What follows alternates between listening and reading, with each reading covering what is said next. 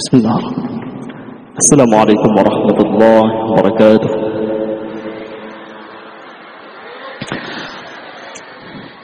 Alhamdulillah.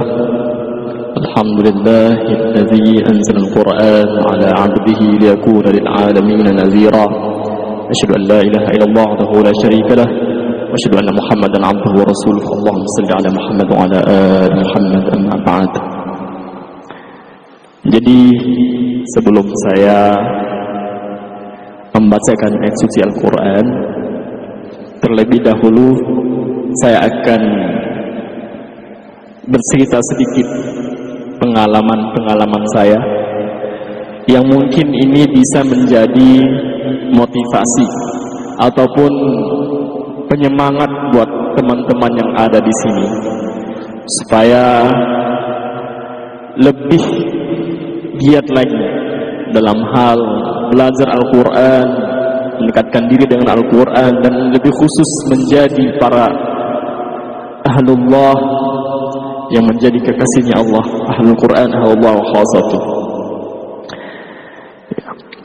Yang saya hormati yaitu pimpinan Pondok Qudratullah Abu Kiai Haji Ahmad Syakik Hidayatullah Al-Hafiz, dan juga beserta keluarga besar Pondok Pesantren Qudratullah dan seluruh santriwan-santriwati yang ada di sini.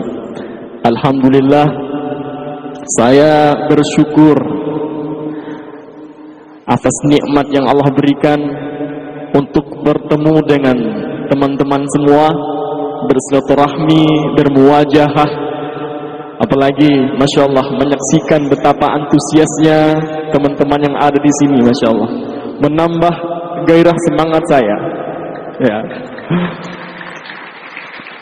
Karena insya Allah, mudah-mudahan dengan izin Allah, saya mempunyai cita-cita ingin membangun pondok pesantren juga ya. Mudah-mudahan Allah mudahkan dan mudah-mudahan Allah ridhonya min rabbal alamin ya. Saya berada di sini disaksikan oleh teman-teman semua, itu tidak mudah melangkah sampai di detik ini ya. Dulu orang tua saya, yaitu ibu saya, sebelum saya lahir, ibu saya selalu mendengarkan Al-Quran, mendengarkan lantunan ayat suci Al-Quran, murotal atau enggak tilawah, di kaset-kaset ataupun di radio, sambil mendengarkan bacaan Al-Quran, sambil berdoa, ya Allah, mudah-mudahan anak saya kelak menjadi seperti ini ya Allah.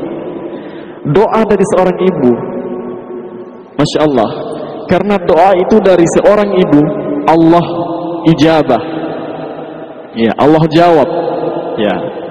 Ketika saya lahir dan ketika waktu saya masih berusia kira-kira umur 3-4 tahun ya, saya mempunyai kebiasaan yang berbeda di antara teman-teman saya. Ketika teman-teman saya yang lain itu asik dengan nyanyiannya, asik dengan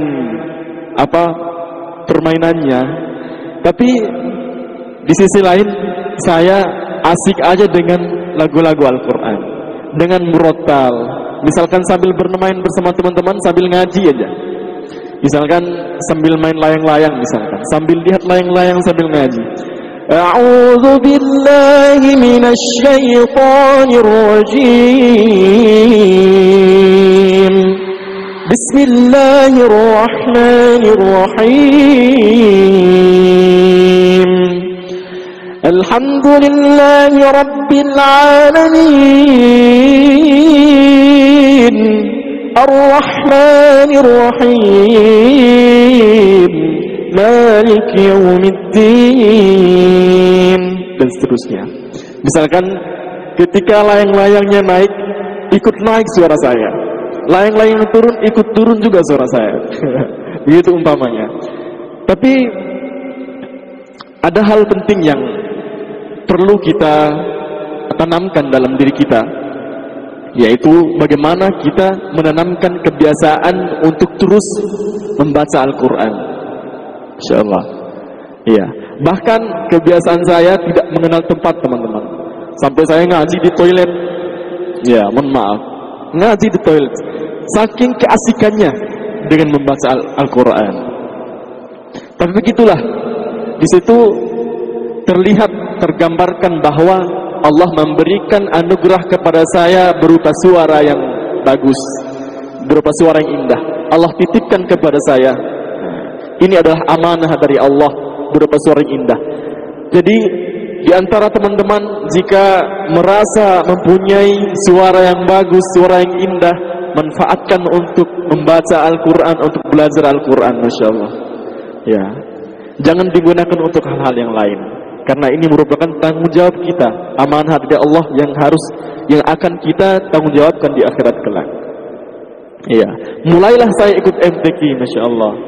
Ya, ikut MTQ yang pertama diajarkan oleh guru saya itu bukan lagu-lagunya. Ya, kan kita kenal lagu di dalam Al-Quran itu ada Bayati, ada Soba, Hijaz, Nahawan, Sika, Roh, Jiharka. Nah, tapi yang diajarkan pertama kali oleh guru saya yaitu tentang makharijul huruf dan tentang tajwid. Ya, kita harus belajar tentang makharijul huruf dulu, tajwid dulu, baru setelah itu belajar tentang lagu-lagu Al-Quran. Nah, ketika sudah belajar tajwid, belajar lagu. Ada namanya lagu Bayati. Alhamdulillahi Rabbil Alamin. Ada lagu Sabah. Ar-Rahmanir Rahim. Ada lagu Hijaz. Malik Yawmiddin. Ada lagu Nahawan. Iyyaka na'budu wa iyyaka nasta'in. Ada lagu Ras. Ihdinas siratal mustaqim. Ada lagu Sika. Siratal ladzina an'amta 'alaihim. Yang terakhir lagu Jiharka. Siratal ladzina an'amta 'alaihim ghairil maghdubi 'alaihim waladdallin.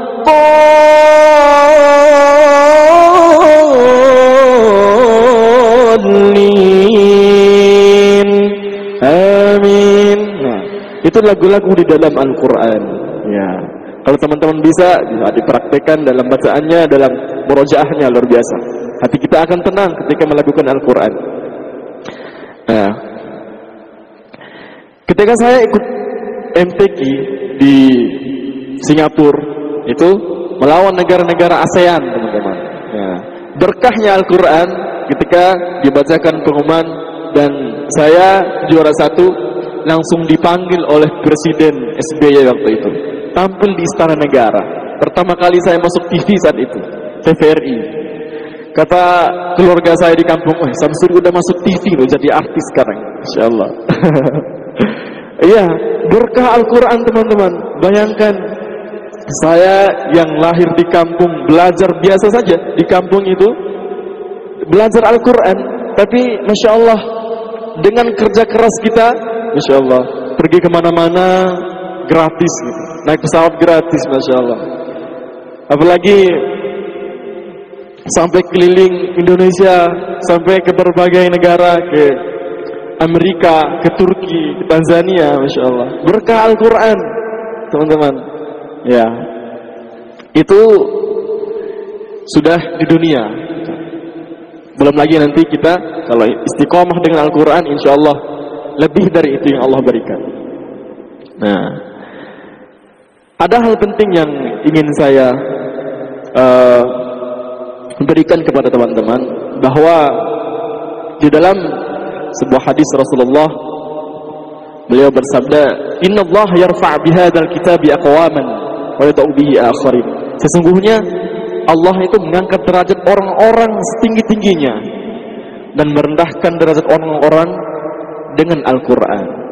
Jadi alhamdulillah, saya sudah merasakan bagaimana Al-Quran ini mengangkat derajat saya. Ya. Orang tua saya, Masya Allah, dengan Al-Quran saya bisa memberangkatkan umroh kedua orang tua, bersama mertua, bersama istri, karena Al-Quran.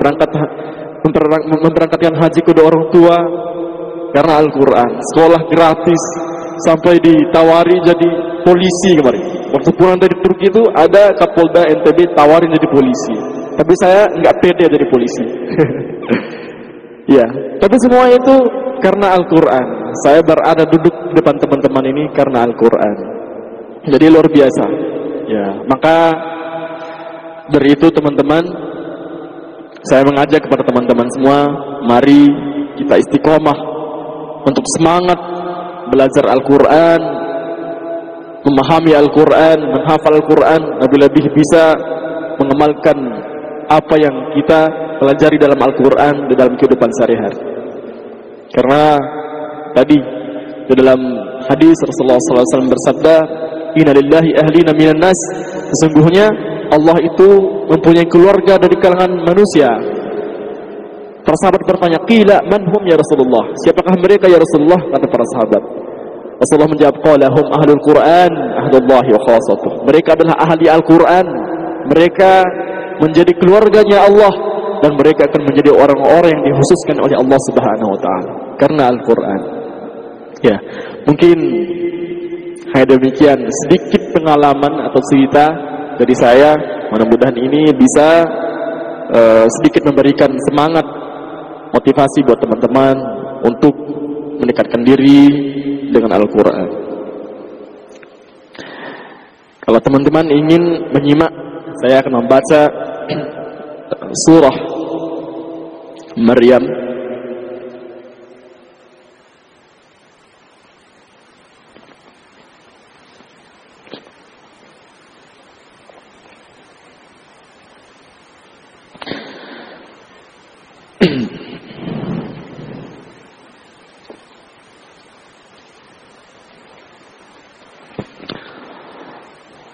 surah Maryam ayat ke-40.